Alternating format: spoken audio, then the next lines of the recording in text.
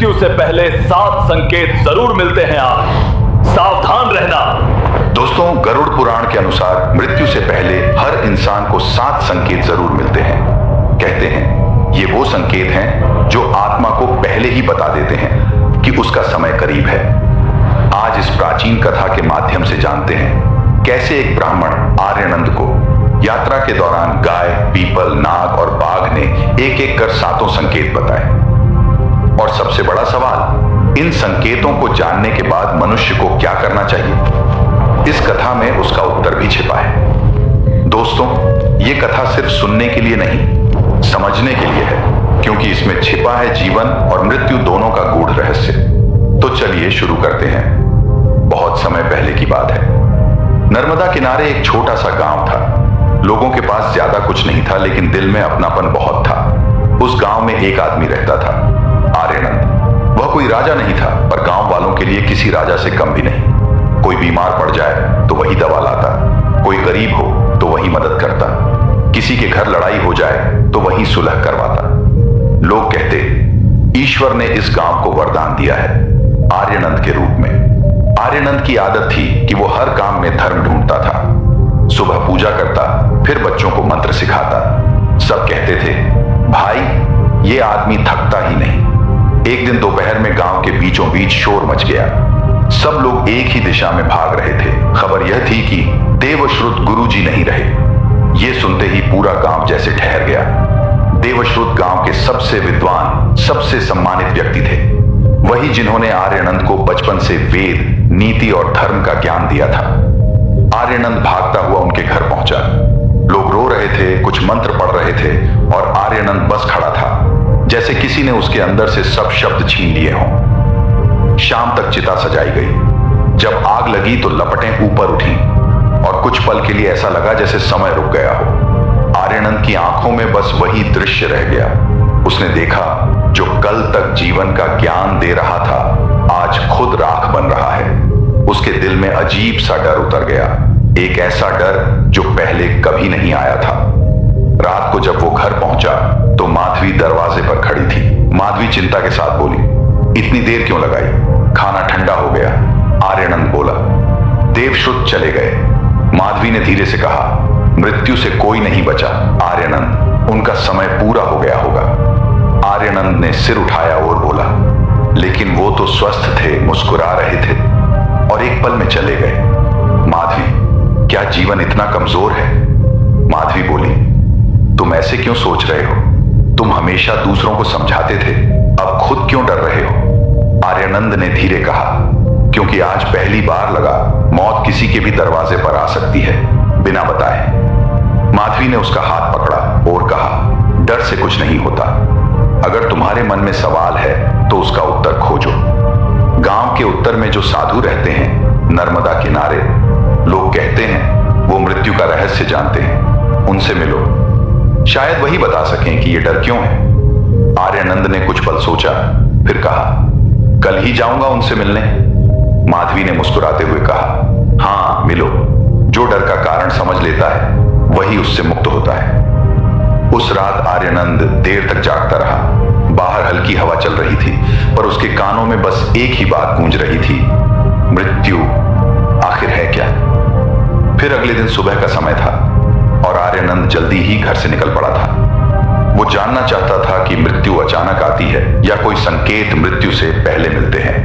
रास्ता लंबा था, लेकिन कदम रुक नहीं रहे थे। कुछ देर यात्रा करने के बाद नर्मदा के किनारे पहुंचते ही वो ठिठका। सामने वही पुराना बरगद था जिसके नीचे एक साधु रहते थे। गांव में उनका नाम तपोनाथ था और कहा जाता था कि जो भी उनके पास सच्चा सवाल लेकर जाता है उसे जवाब जरूर मिलता है। बरगद के नीचे साधु ध्यान में बैठे थे। उनकी आंखें बंद थीं, लेकिन चेहरे से लग रहा था जैसे वो जान चुके हों कि कोई आने वाला है। आर्यनंद कुछ देर खड़ा रहा, फिर आगे बढ़कर पास ही बैठ गया। प्रणाम महात्मा, मैं आपके पास उत्तर खोजने आया हूं। साधु ने धीरे धीरे आंखें खोली। कुछ देर कुछ बोले नहीं, फिर शांत स्वर में कहा, सवाल क्या है? आर्यनंद बोला, गुरुदेव, मेरे गुरु देवश्रुत कल चले गए। उनकी मृत्यु ने मुझे भीतर तक हिला दिया है। मैं जानना चाहता हूं, क्या मृत्यु से पहले कोई संकेत मिलते हैं? क्या हम पहले से जान सकते हैं कि अंत करीब है? साधु ने कुछ पल आंखें मूंदी, फिर बोले, तू मौत का समय नहीं जानना चाहता आर्यनंद, तू मौत का अर्थ जानना चाहता है। आर्यनंद ने सिर झुकाया और कहा, शायद हां, क्योंकि जो कल तक जीवन का अर्थ सिखा रहे थे वो खुद इतने अचानक चले गए। अगर मृत्यु इतनी निश्चित है तो क्या उसके आने से पहले कुछ संकेत मिलते हैं? साधु ने मुस्कुराते हुए कहा, मिलते हैं, हर आत्मा को मिलते हैं, पर वे किताबों या शब्दों में नहीं बताए जा सकते। उन्हें समझने के लिए देखना, महसूस करना और सहन करना पड़ता है। आर्यनंद ने कहा, मतलब? साधु बोले, मतलब ये कि अगर तुझे सच जानना है तो तुझे एक यात्रा करनी होगी। यह यात्रा दुनिया के बाहर की नहीं, अपने भीतर की है। इस यात्रा में तुझे 7 संकेत मिलेंगे, 7 ऐसे अनुभव जो तुझे बताएंगे कि मृत्यु आने से पहले ब्रह्मांड कैसे चेतावनी देता है। आर्यनंद ने दोनों हाथ जोड़कर कहा, गुरुदेव, मैं तैयार हूं, चाहे ये राह कितनी भी कठिन क्यों ना हो, मैं अब पीछे नहीं हटूंगा। साधु बोले, बहुत अच्छा बेटा, ये यात्रा तुझे उन 7 संकेतों से मिलवाएगी जो मृत्यु से पहले हर आत्मा को मिलते हैं। हर व्यक्ति को ये संकेत मिलते हैं, पर बहुत कम लोग उन्हें पहचान पाते हैं। आर्यनंद ने साधु तपोनाथ के चरणों में झुककर प्रणाम किया। साधु ने उसके सिर पर हाथ रखा और कहा, जा बेटा, तेरी यात्रा अब शुरू होती है। आर्यनंद ने सिर झुकाया, बिना कुछ बोले अपनी यात्रा के लिए चल पड़ा। अब वो अपने उत्तरों की खोज में निकल चुका था, उस रहस्यमयी यात्रा पर जहां उसे 7 संकेतों से सामना करना था। वो रास्ते में रुककर आराम करता तो बस उन संकेतों के बारे में सोचकर चिंतित हो जाता जो उसे मिलने वाले हैं। उसकी चाल में थकावट थी, लेकिन मन में अब भी वही जिज्ञासा जल रही थी। जंगल का रास्ता सुनसान था। चलते चलते उसे दूर से घंटियों की आवाज सुनाई दी। वो ठिठक गया। वो आगे बढ़ा तो सामने एक सफेद गाय खड़ी थी। गाय का शरीर चमकदार था, जैसे उसके चारों ओर प्रकाश फैला हो। आर्यनंद कुछ पल तक बस उसे देखता रहा, फिर धीरे से आगे बढ़ा और बोला, मां, तुम यहां अकेली हो क्या? तभी गाय ने सिर घुमाया। उसकी आंखें सीधी आर्यनंद पर टिकी। उसके बाद जो हुआ, उसने आर्यनंद को भीतर तक हिला दिया। गाय ने मुंह खोला और इंसान जैसी स्पष्ट आवाज में बोली, कहां जा रहे हो आर्यनंद? आर्यनंद की सांस अटक गई। कुछ पल तक वो चुप रहा, फिर बोला, मैं मृत्यु से पहले मिलने वाले 7 संकेतों की खोज में निकला हूं। साधु तपोनाथ ने कहा था, मुझे ये रास्ता तय करना होगा। मैं समझना चाहता हूं कि मौत आने से पहले ब्रह्मांड कैसे चेतावनी देता है। गाय ने शांति से उसकी बात सुनी, फिर बोली, अच्छा, तो तू सच जानना चाहता है? मैं तुझे पहला संकेत बता सकती हूं, लेकिन उससे पहले तुझे मेरी एक पहेली का उत्तर देना होगा। आर्यनंद ने थोड़ा झुककर कहा, पूछो मां, मैं कोशिश करूंगा। गाय ने हल्की मुस्कान दी और बोली, सुन, मेरी पहेली है, जो दूसरों के दर्द को महसूस करे वो खुद को भूल जाता है, जो खुद में उलझा रहे वो कभी शांत नहीं होता। बताओ आर्यनंद, ये कौन सी भावना है जो इंसान को ईश्वर के सबसे करीब ले जाती है? आर्यनंद ने आंखें बंद की, कुछ पल सोचता रहा, फिर धीरे से बोला, शायद करुणा। जब इंसान दूसरों के दुख को अपना मानने लगे तभी वो आत्मा के करीब पहुंचता है। गाय की आंखों में चमक आई। वो बोली, सही कहा आर्यनंद, तूने पहला द्वार पार कर लिया है। गाय आगे बढ़ी और बोली, पहला संकेत यही है, जब मृत्यु करीब आती है तो इंसान के भीतर करुणा जागती है। जो पहले कठोर था अचानक दूसरों के दर्द से भर जाता है, क्योंकि उस समय आत्मा समझ जाती है कि हम सब एक ही ज्योति के हिस्से हैं। जो दूसरों में अपना दुख देखे वो मृत्यु से पहले का पहला जागरण पाता है।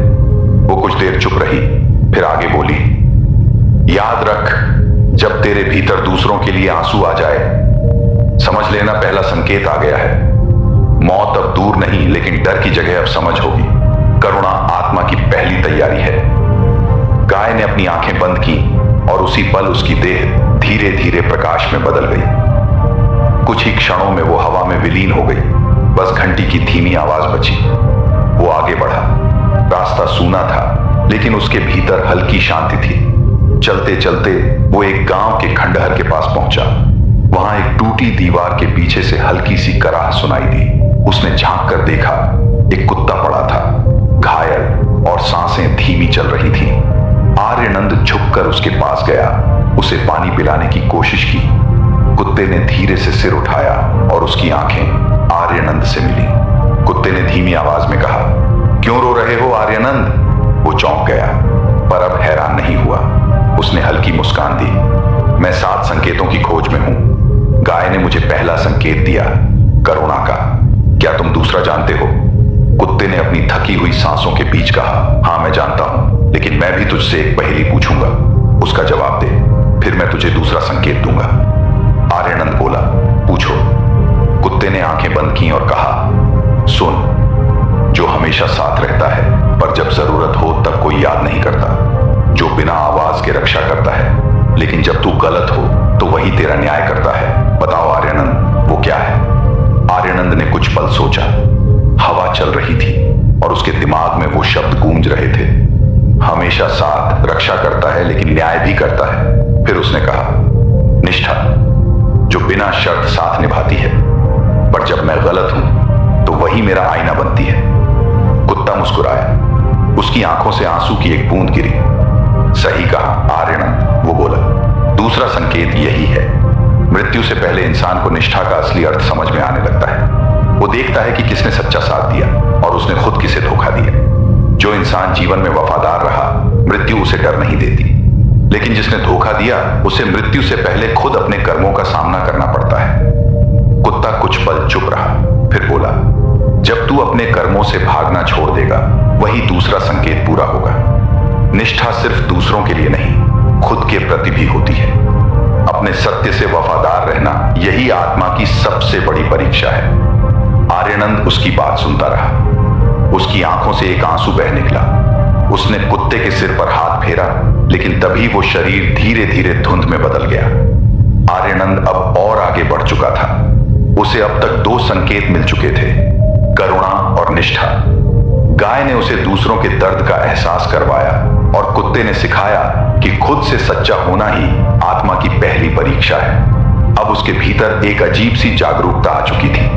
वो चलता जा रहा था, लेकिन अब वो सिर्फ रास्ता नहीं नाप रहा था, बल्कि अपने भीतर उतर रहा था। चलते चलते अचानक उसकी नजर सामने एक विशाल पीपल के वृक्ष पर पड़ी। वो वृक्ष बाकी सभी से अलग था। उसके इंसानों की तरह मुंह था। उसकी जड़ें जमीन से बाहर थी, जैसे धरती की नसें हों। हर पत्ती में एक अजीब चमक थी, जैसे उनमें जीवन सांस ले रहा हो। आर्यनंद उसके पास पहुंचा और श्रद्धा से बोला, वंदन है वट वृक्ष देव। जैसे ही उसके शब्द हवा में खुले, जंगल का सन्नाटा और गहराने लगा और फिर एक भारी गंभीर आवाज गूंजी, काफी दूर आ गया है तू आर्यनंद। वो चौंका, चारों ओर देखने लगा, लेकिन वहां कोई नहीं था। तभी आवाज फिर आई, डर मत, मैं हूं इस धरती की श्वास, वही जो हर प्राणी में बहती है और हर मृत्यु के बाद भी जारी रहती है। आर्यनंद अब समझ गया कि यह आवाज उसी वृक्ष से आ रही थी। उसने सिर झुकाया और बोला, हां वट वृक्ष देव, मैं मृत्यु के 7 संकेतों की खोज में निकला हूं। मैं जानना चाहता हूं, जब मृत्यु करीब आती है तो आत्मा को कौन से संकेत मिलते हैं। वट वृक्ष की आवाज अब और गहरी हो गई। अच्छा तो सुन, मैं तुझे तीसरा संकेत दूंगा, लेकिन पहले मेरी एक पहेली का उत्तर देना होगा। अगर गलती की तो तेरा मार्ग यहीं रुक जाएगा। आर्यनंद ने दृढ़ता से कहा, पूछिए वट वृक्ष देव, मैं तैयार हूं। फिर वट वृक्ष बोला, कौन है जो हर पल तेरे साथ रहता है पर तू उसे कभी देख नहीं पाता, जिससे तू जन्म लेता है और जिसके बिना तू मर जाता है। आर्यनंद ने कुछ पल आंखें बंद की। उसे लगा जैसे यह सवाल उसके भीतर तक उतर गया हो। फिर अचानक उसके होंठों पर मुस्कान आई। उसने आंखें खोली और कहा, वो है श्वास, जो दिखती नहीं पर हर जीव को जीवित रखती है, जो जाती है तो जीवन भी साथ चला जाता है। वटवृक्ष बोला, सही कहा आर्यनंद, यही तीसरा संकेत है। जब मृत्यु करीब आती है तो श्वास खुद भारी पड़ने लगती है, आत्मा शरीर से अपनी डोर खोलने लगती है। इसी कारण मृत्यु के समय सांस टूटती है, क्योंकि आत्मा अब मुक्त होने की तैयारी कर रही होती है। श्वास ही जीवन का प्रवेश द्वार है और मृत्यु का निकास भी। जो श्वास को समझ लेता है वह मृत्यु से डरता नहीं, उसे पहचानता है। आर्यनंद ने वटवृक्ष की ओर देखा। उसका मन जैसे एक गहरी शांति में उतर गया था। वटवृक्ष ने आगे कहा, जा आर्यनंद, आगे बढ़, हर संकेत तेरी समझ को गहरा करेगा। अब तू हवा को नहीं खुद को सुन। तीसरा संकेत पूरा हुआ। आर्यनंद ने झुककर प्रणाम किया और धीरे धीरे आगे बढ़ गया। अब रात उतर आई थी। चांद आसमान में था, लेकिन उसकी रोशनी फीकी पड़ रही थी। जंगल घना हो चुका था। तभी एक पुराना खंडहर दिखा। उसकी दीवार पर एक सफेद उल्लू बैठा था। वो स्थिर था, लेकिन उसकी आंखें दो दीपक की तरह चमक रही थी। आर्यनंद ठिठक गया। उल्लू बोला, मत डर आर्यनंद, मैं तेरा इंतजार कर रहा था। आर्यनंद थोड़ा आगे बढ़ा और बोला, वंदन है दिव्य पक्षी, क्या तुम मृत्यु के रहस्य जानते हो? उल्लू बोला, हाँ मैं जानता हूं, मृत्यु और अंधकार एक ही है, दोनों में प्रकाश छिपा होता है। लेकिन उससे पहले मेरी पहेली सुन। आर्यनंद ने सिर हिलाया। कहिए, उल्लू बोला। जो दिन में अदृश्य रहता है पर रात में सब देखता है, जो आंखों से नहीं पर सत्य से पहचानता है, बताओ आर्यनंद वो क्या है? आर्यनंद कुछ देर सोचता रहा, फिर उसने धीरे से कहा, वो है ज्ञान, जो बाहर नहीं भीतर चलता है, जो अंधकार में भी रास्ता दिखाता है। उल्लू ने मुस्कुराते हुए कहा, सही कहा आर्यनंद, यही चौथा संकेत है। जब मृत्यु करीब होती है तो व्यक्ति के भीतर का अंधकार खत्म होने लगता है। उसे वो बातें समझ में आने लगती हैं जो पहले सिर्फ शब्द थीं। मृत्यु से पहले आत्मा के भीतर ज्ञान की ज्योति जल उठती है। वही प्रकाश उसे मार्ग दिखाता है, भय नहीं, समझ। फिर उल्लू बोला, लोग समझते हैं मृत्यु अंत है, लेकिन जो देख लेता है उसके लिए वही आरंभ है, क्योंकि प्रकाश तभी जन्म लेता है जब अंधकार पूरा होता है। यह कहकर उल्लू ने पंख फैलाए और अंधेरे में उड़ गया। आर्यनंद अपनी यात्रा पर आगे बढ़ता गया। अब तक आर्यनंद को 4 संकेत मिल चुके थे, करुणा, निष्ठा, श्वास और ज्ञान। हर संकेत के बाद वो खुद को पहले से हल्का महसूस कर रहा था। जंगल अब पीछे छूट चुका था और रास्ता पहाड़ी इलाकों में पहुंच गया था। तभी रास्ते में अचानक जमीन से धुआं उठने लगा। आर्यनंद रुका। वो पास गया तो देखा एक विशाल नाग। उसका शरीर चांदी सा चमक रहा था और आंखें स्थिर थीं। नाग ने फुफकार नहीं मारी, बस शांति से आर्यनंद की ओर देखा। नाग ने गंभीर स्वर में कहा, मत डर आर्यनंद, मैं 5वां संकेत हूं, परिवर्तन का रक्षक। आर्यनंद ने सिर झुकाया और बोला, वंदन है नागदेव, मुझे बताइए मृत्यु से पहले आत्मा क्या सीखती है? नाग ने धीमी हंसी के साथ कहा, पहले मेरी पहेली सुनो फिर समझो। नाग ने सिर उठाया और बोला, सुन ध्यान से। जो अपना शरीर छोड़ता है पर खुद नहीं मरता, जो हर बार पुराना त्यागता है ताकि नया जन्म ले सके, बताओ आर्यनंद वो क्या है? आर्यनंद कुछ पल सोचता रहा। उसकी आंखों में दृढ़ता थी। फिर उसने मुस्कुराकर कहा, वो है परिवर्तन। जैसे तुम अपनी कैंचुल छोड़ते हो, वैसे ही आत्मा पुराना शरीर छोड़ती है। जो इसे समझ जाए वो मृत्यु से नहीं डरता। नाग की आंखें चमक उठी। उसने संतोष से कहा, सही कहा आर्यनंद, यही 5वां संकेत है। नाग ने आगे कहा, मृत्यु कोई अंत नहीं, यह आत्मा का वस्त्र बदलना है। जैसे मैं अपनी पुरानी कैंचुल छोड़ देता हूं, वैसे ही आत्मा अपना शरीर छोड़कर अगले अनुभव की ओर बढ़ती है। मृत्यु केवल परिवर्तन का दूसरा नाम है। नाग ने गंभीर स्वर में कहा, इंसान मरने से नहीं डरता, वो बदलने से डरता है। इसलिए जब तू बदलेगा तभी सच्चा जन्म पाएगा। याद रख, जो परिवर्तन से भागता है वही मृत्यु से हारता है। यह कहते ही नाग धीरे धीरे अपनी चमक में विलीन हो गया और आर्यनंद आगे बढ़ गया। अब पहाड़ों से उतरकर वो झीलों की ओर आ रहा था। झील के किनारे एक सफेद हंस बैठा था। आर्यनंद ने आगे बढ़कर प्रणाम किया। हंस ने मुस्कुराकर कहा, स्वागत है आर्यनंद, तू अब तक बहुत आगे आ गया है। आर्यनंद ने विनम्र स्वर में कहा, मुझे बताइए हंसदेव, मृत्यु से पहले आत्मा को क्या समझ में आता है? हंस ने अपनी आंखें झील की ओर टिकाईं और शांत स्वर में बोला, पहले मेरी एक पहेली सुन फिर उत्तर जान। हंस ने कहा, सुन, जो कीचड़ में रहकर भी शुद्ध रहता है, जो संसार में रहते हुए भी संसार से अछूता रहता है, बताओ आर्यनंद वह क्या है? आर्यनंद ने कुछ देर सोचा, फिर हल्के से मुस्कुराकर बोला, कमल, जो पानी में खिलता है लेकिन गंदगी उसे छू नहीं पाती। जैसे आत्मा शरीर में रहती है लेकिन उसके बंधन में नहीं बंधती। हंस ने प्रसन्न होकर कहा, सही कहा आर्यनंद, यही छठा संकेत है, पवित्रता। जब मृत्यु करीब होती है, आत्मा वैराग्य महसूस करने लगती है। उसे एहसास होता है कि जो कुछ भी उसने छुआ वो अस्थायी था, लेकिन जो भीतर था करुणा, ज्ञान, सत्य वही सच्चा है। हंस ने आगे कहा, जो संसार में रहकर भी उससे ऊपर उठ जाता है वही मुक्त होता है। मृत्यु से पहले आत्मा ये समझ जाती है कि उसे अब कुछ पकड़ना नहीं है, बस छोड़ देना है। जब पकड़ खत्म होती है तभी मुक्ति आती है। आर्यनंद ने उसकी बात ध्यान से सुनी। उसे लगा जैसे उसकी आत्मा के भीतर कोई पर्दा हट गया हो। हंस ने सिर झुकाकर कहा, जा आर्यनंद, तू अब लगभग वहां पहुंच गया है जहां भय खत्म और प्रकाश शुरू होता है। अब तुझे आखिरी संकेत की ओर बढ़ना है। फिर आर्यनंद अपनी यात्रा को आगे बढ़ाता है। अब तक आर्यनंद को 6 संकेत मिल चुके थे, करुणा, निष्ठा, श्वास, ज्ञान, परिवर्तन और पवित्रता। तभी उसे सामने एक खुला मैदान दिखाई दिया। उस मैदान के बीच एक विशाल चट्टान और उस पर एक सफेद बाघ बैठा था। उसका शरीर सूरज की रोशनी में चमक रहा था और उसकी आंखों में कोई गहरी शांति थी, जैसे वो सब कुछ जानता हो। आर्यनंद कुछ कदम आगे बढ़ा, फिर रुका, हाथ जोड़कर झुका और बोला, वंदन है बाघदेव। बाघ ने अपनी तेज आंखों से उसे देखा और धीमे स्वर में कहा, बहुत अच्छा किया आर्यनंद, तू 6 संकेत पूरे कर चुका है। अब 7वां संकेत तेरा इंतजार कर रहा है, सबसे कठिन लेकिन सबसे सच्चा। उसकी आवाज भारी थी पर उसमें करुणा थी। आर्यनंद ने स्थिर स्वर में कहा, कहिए बाघदेव, मैं तैयार।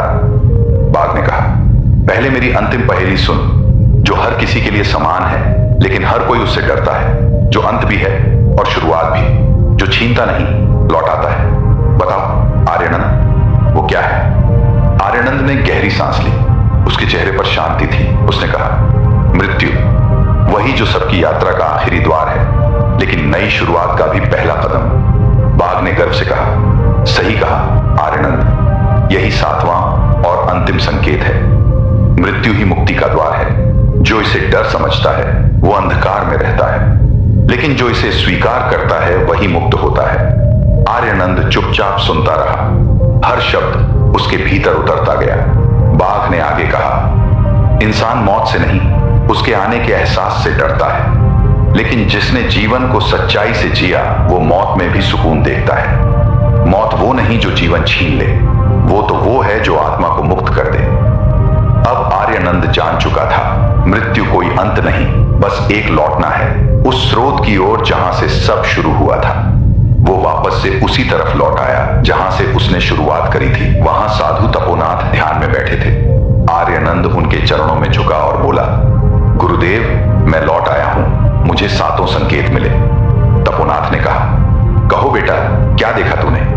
आर्यनंद ने शांत स्वर में कहा, पहला, करुणा, जहां गाय ने सिखाया कि मृत्यु से पहले हृदय नरम पड़ जाता है। दूसरा, निष्ठा, जहां कुत्ते ने दिखाया कि आत्मा खुद से न्याय करती है। तीसरा, श्वास, जहां वट वृक्ष ने बताया कि जीवन और मृत्यु एक ही डोर से बंधे हैं। चौथा, ज्ञान, जो उल्लू ने अंधकार में दिखाया। 5वां, परिवर्तन, जहां नाग ने सिखाया कि मृत्यु केवल नया जन्म है। छठा, पवित्रता, जहां हंस ने कहा कि वैराग्य ही मुक्ति है। और 7वां, मृत्यु का द्वार, जहां बाघ ने बताया कि अंत ही आरंभ है। साधु तपोनाथ ने आंखें बंद की, कुछ पल मौन रहे, फिर बोले, आर्यनंद, तूने वो जान लिया जो लोग जन्मों तक नहीं जान पाते। 7 संकेत, 7 द्वार हैं जो मृत्यु से पहले आत्मा को तैयार करते हैं। जो इन्हें समझ ले उसे मृत्यु नहीं, मुक्ति मिलती है। याद रख, जीवन वही है जो सच्चाई के साथ जिया जाए। जो झूठ छोड़ दे वो मृत्यु से भी आगे निकल जाता है। आर्यनंद की आंखों में आंसू थे, पर उनमें दुख नहीं था, केवल शांति थी। उसने उनके चरणों को छुआ और बोला, गुरुदेव, अब मैं समझ गया हूं, जो मृत्यु से नहीं डरता वही सच में जीता है। तपोनाथ मुस्कुराए और बोले, जा बेटा, अब लौट जा। अब तेरा भय समाप्त और तेरा जीवन आरंभ। इसके बाद आर्यनंद वापस अपने घर की ओर लौट आया। दोस्तों, अगर ये वीडियो आपको पसंद आया हो तो लाइक जरूर करना और कमेंट में लिखना, जय श्री कृष्णा, क्योंकि हर शब्द में शक्ति होती है। और अगर आप चैनल पर नए हो तो सब्सक्राइब जरूर कर लेना, क्योंकि अगली कहानी में फिर मिलेंगे एक नए रहस्य और नई सीख के साथ।